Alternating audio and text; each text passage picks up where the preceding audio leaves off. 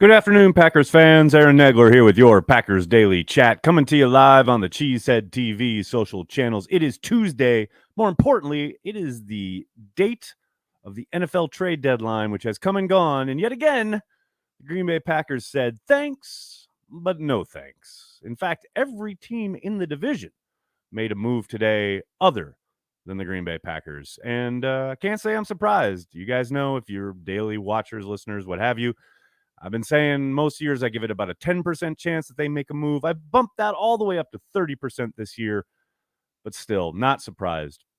Brian Gutekunst and company decided not to partake. I know there have been reports about the Packers having been in on Chase Claypool.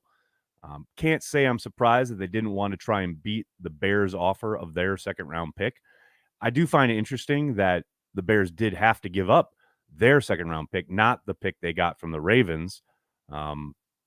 Probably, I would suspect, that's what finally drove Brian out of that conversation. I'm not saying that that's a fact, what have you. I haven't heard that. I'm not reporting it, but that would be my guesswork, looking at how much they had to give up to get him.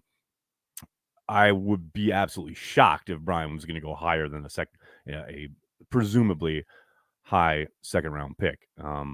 There's no way you're giving up a first-round pick for Chase Claypool. So, the Packers will have to button it up and play better across the board.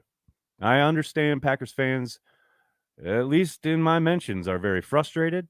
They think this is the team and franchise punting on the season in some quarters.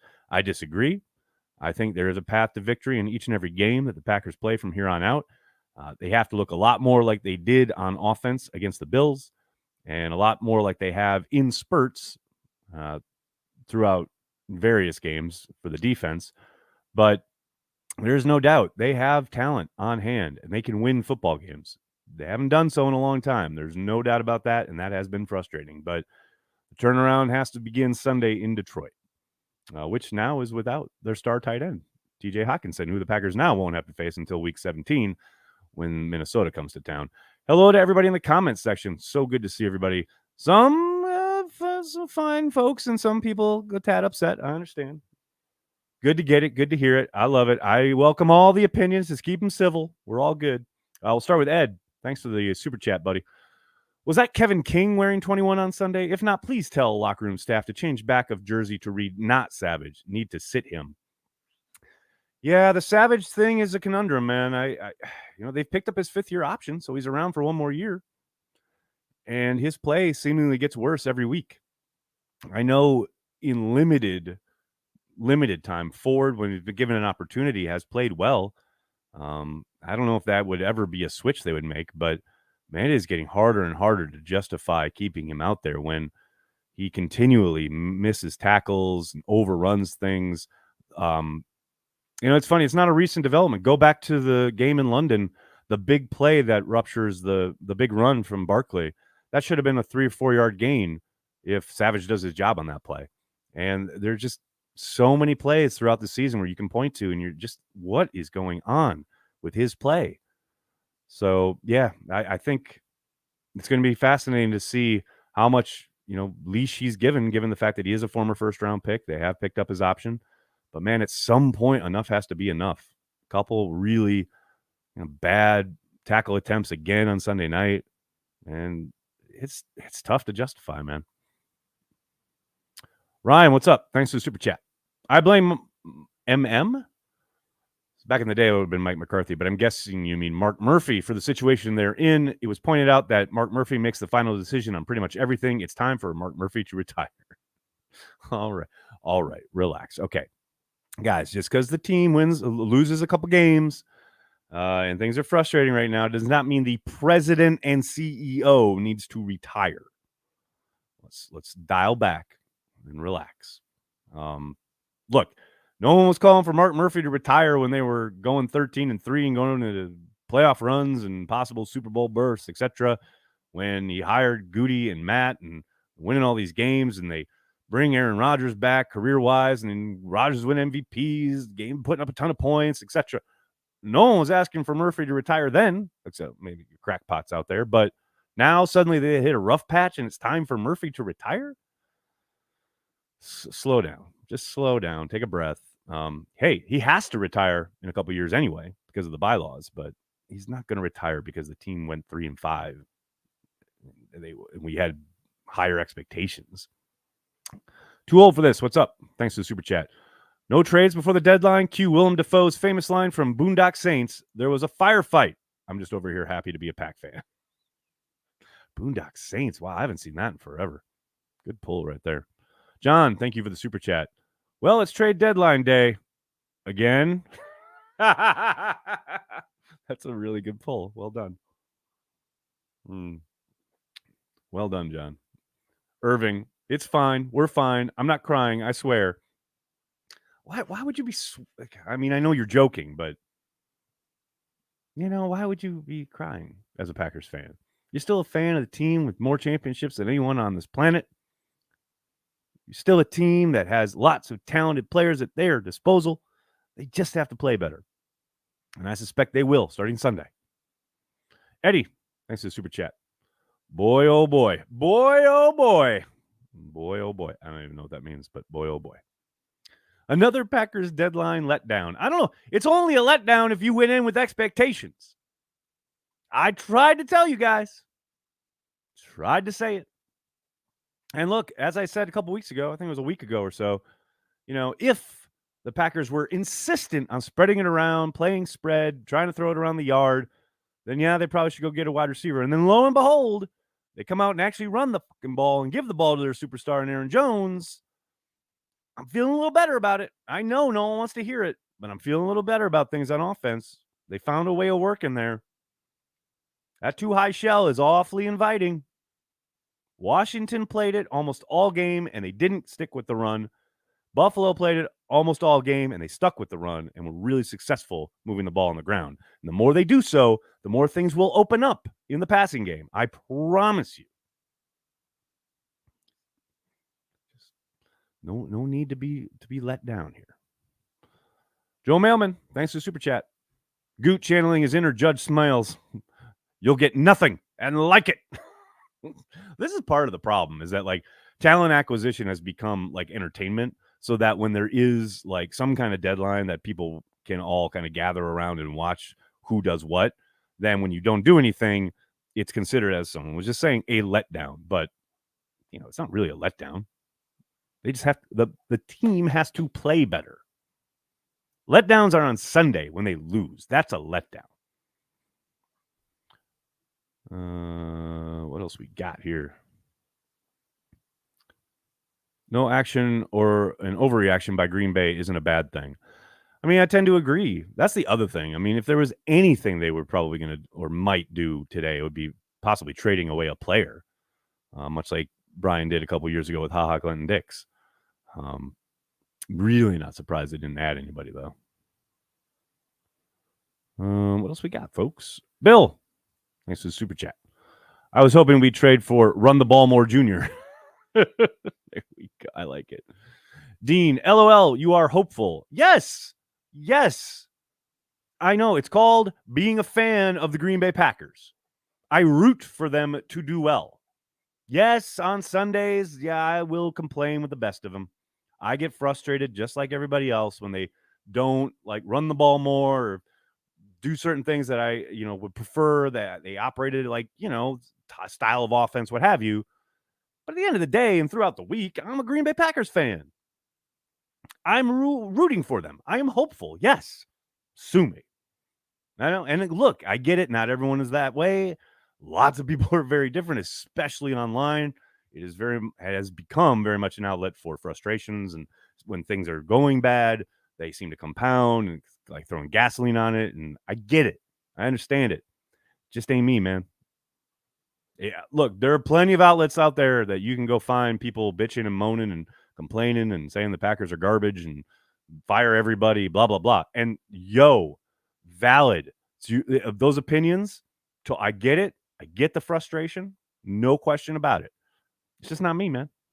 It's just not where I live. What else we got, folks? We got Brandon. What's up, man? I feel like the front office is in a tough position with Rodgers' uncertainty on how long he will play. It makes it hard to invest in the now and get rid of draft picks. Yes and no. I mean, you did sign him to a 4-year, what is really a 2-year deal, possibly 3, but it sure all the reporting around it from the initial kind of, announcement of the deal was that Rodgers and the Packers had committed to 2 more years. We're halfway through the first one. Now, obviously, it's not going very well, but I do think they know where they stand with Rodgers. Now, could he retire at the end of this year? Yeah, it could happen. Both Rodgers and Murphy have stated it's a year-to-year proposition, and Rodgers could very much change his mind and decide, yep, I'm out of here. I don't think he's going to do that though. He's not. I have a hard time believing he's going to, say nah to 50 million guaranteed, 50 million plus guaranteed. So yeah, I think that plan, such as it is, both sides knew what they were in for as far as, okay, we've got a 2-year window here. We're going to keep Aaron around for 2 more years. So if that is the case, that was kind of what I was talking about. Like if you're insisting on playing spread offense and you're going to throw it around the yard, well then, yeah, it kind of made sense to go get a wide receiver. But, if they do lean into the running game, button things up and get a little bit more compact, then I understand not making a move. But we'll see. I mean, sure sounded between Matt and Aaron like this was the potential for a 1-game thing. So if that is the case, then we go back to what I was talking about at the after the Washington game, where it really feels like there's a bit of a disconnect between personnel and the coaching staff.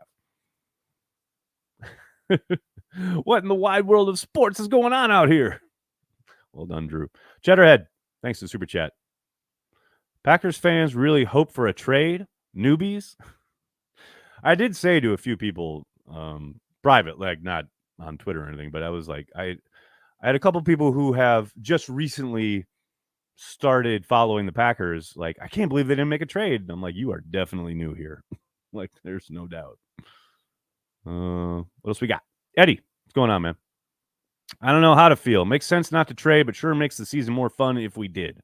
No. You know what makes the season more fun? Winning. Winning makes the season more fun. And what I love is that, okay, if they beat Detroit, and I'm not saying they will, because God knows nothing's a given this year, but if they beat Detroit, everyone or almost everyone will say, well, it's Detroit. They should beat Detroit, which is fine. But man, they need to learn to win again. I don't care where they do it. I don't care how they do it. They win that game and they go home and take on Mike McCarthy's Cowboys coming off their bye.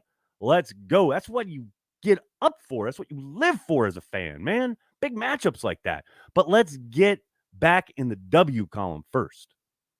That, more than anything, will start to make the season a little bit more fun. And then, the chips fall where they may after that. Any truth to the defense laying down to being frustrated because of Barry's scheme? Laying down, I don't think is correct there. Our hider, I think that's the handle there. But yeah, I mean, Rob's reporting, I would never doubt it. And it sure sounded like, now between us chickens here, Rob, the way he wrote that makes me think he talked to some guy's agents, and those agents are undoubtedly speaking to their clients, and those clients are frustrated. So yeah, I do not doubt for a moment that there is real frustration in the locker room. It's never good when that stuff starts to filter out.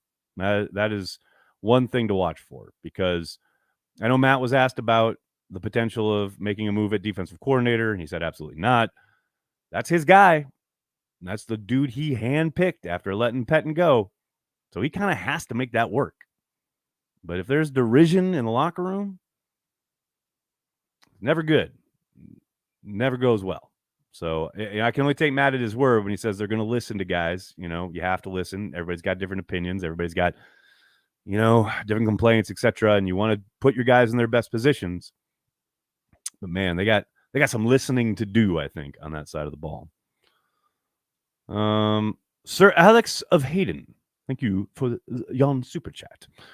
All the people saying the Packers should have been sellers. Who exactly do they sell? Keep in mind that there has to be an actual buyer offering value in order to sell anything. LOL. Well, I don't think the people who say that, and I think I saw Paul Noonan put that out there on Twitter, and a couple other people. But no, the idea being that if there were a deal to be made, that was the type of deal you would prefer the Packers make. I can't speak for Paul, but that would be my guess, right? Of course it takes two to tango. It's the same the other way. everyone's screaming, make a move. Well, the Packers are making calls, but they're not just giving guys away out there. From my estimation, looking at most of the moves, not every single one, but most of the moves today and throughout the lead up to the trade deadline, a lot of it was teams overpaying. And that's never going to be the Packers. Never in a million years is Brian going to overpay. So, and I know, I understand a lot of times you do have to overpay to get a guy, but it's just never going to be the Packers, man. It's just not how they operate. So, yes, I just think conceptually what folks who are saying the Packers should have been sellers are probably saying, like, if there's a deal to be made, that's the type of deal that would probably be preferable. As far as who to sell, I mean, I know the joke was Darnell Savage, but I don't know who would take him at this point. Although, hey, Brian Gutekunst's got a draft pick for HaHa Clinton Dix. Anything is possible. Evernight, thanks to the super chat. Should we have traded Rodgers when we traded Adams, knowing what we know now? We made no moves to improve. See, this is tough for me because you say no moves to improve. I assume you're talking about in the offseason. But, re-signing Devondre Campbell and Rasul Douglas, those were moves to improve. Those weren't automatic those guys weren't automatically back. Trying to improve from within. That's what the Packers have done. So I get it. I understand what you're saying, but as far as should they have traded Rodgers? Man, I don't know if you're new to the channel or what, but I was banging the drum to trade Rodgers all leading up to him signing that contract. I thought this was the window. It was time to turn the page. Doesn't even take knowing what we know now. I mean, it seemed pretty clear. You had that window wide open for about 3 years where they could have potentially won a Super Bowl, and they didn't, famously frustratingly. And after that, it seemed pretty obvious to me that it was time to rip that Band-Aid off. But obviously, Brian Gutekunst and the Green Bay Packers did not agree. And they signed Aaron Rodgers to a monster contract instead. I'll always wonder what really went down as far as the timing goes with Rodgers signing his extension and the trading of Adams. I know we've got a bit of a narrative out there, but I don't know if we'll ever have the true narrative of everything. I do wonder if Rodgers would have said, okay, I'm out, if he had truly known that Devontae was going to be out the door as well. Chasten, thanks for the super sticker. Darren, OBJ with 1,000 question marks. I'd be shocked, much like I'd be shocked last year. I'd be shocked this year. Should they? Yes, 1,000% when he's healthy and can pass a physical. Will they? I highly doubt it. I suspect he'll sign with some contender, probably the Bills, like late November, early December, whenever he's ready to play again. Maybe he signs the Green Bay, but I'd be shocked. I always thought he'd automatically go back to the Rams, but now they're sitting right where the Packers are. I don't think OBJ wants to come back for some team struggling to get into the playoffs. I mean, he wants to go to a contender, and you put him outside alongside Diggs. In Buffalo. Oh my God. That would be fun. Rodgers, last ponytail. Thanks for the super chat. Any chance, by the beard of Zeus, that Rodgers takes less in salary to sign more players the next few years if he doesn't retire? No, there is not. There is no chance. Sam, thanks for the super chat. As you used to say under McCarthy, coach the team you have. Looking at you, LaFleur and Barry. Man, you ain't lying. You are not lying. I mean, the amount of times that I have seen, players being used in ways that just leave you scratching your head is concerning this season, I would say. Tulio, thanks for the super chat. They just need to find their identity. Claypool wouldn't solve their problems. No, he wouldn't solve their problems. He would have added a definite, talented wide receiver to the mix, which, with their predilection for spreading it around and trying to ISO those wide receivers, I understand people wanting to add that onto the roster. I get it. But like I said at the start, they weren't going to overpay. And once the Bears got to their second-round pick, not the Ravens' second-round pick, I got to suspect Brian was like, okay, I'm out. Because the team in question was probably going to say, well, the Bears' second-round pick will undoubtedly be pretty high. And, where the Packers are right now, who knows? Theirs could be as well. But, the chance of the Packers turning this around, making a run, probably would have caused a GM to say, okay, give me your first-round pick. And I don't think Brian ever would have pulled a trigger first-round pick for Chase Claypool. Dan, thanks for the super chat. Toure breakout game. Let's fucking go. Now we're talking. Now we're talking, Dan. See, let's go. Improve from within. Let's do it. All about it. All about that noise. Let's do it. Panic button. Not yet. Thanks for the super chat, buddy. Justin, thank you for the super chat. What do you think about Domofsky's report about anonymous members of the defense not happy about the scheme? Justin, I just talked about it a little bit ago. Never great when that stuff starts to filter out. No doubt about it. Happened under Pettine too. So we'll see what kind of adjustments, if any, are made. I can only take Matt at his word when he talks about listening to his guys, which I think he obviously needs to do. But at some point, guys also need to make some fucking plays, right? Like Joe Barry can only do so much. I understand you may not love every call, but hell, I don't love everything Corey asked me to do here at LiveX, but I still do it because it's my job, you know? I mean, Joe Barry would love to get up at the podium and say, well, I'm not a big fan of Darnell Savage taking a play that should go for 1 or 2 yards and have it rupture to 20 because he can't make a tackle. You know? I'm not a fan of Rasul Douglas chirping all game and then letting Stephon Diggs beat him on a double move. It's at some point, players got to make plays. I get not loving every call, but man, 7 first-rounders, as we keep hearing, all this money spent on that side of the ball. Those guys need to perform.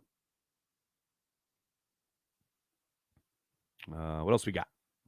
Mario, thanks, buddy. So Mario Torre, more playing time this weekend? I would book it, Mario. I would be very, very shocked if he doesn't.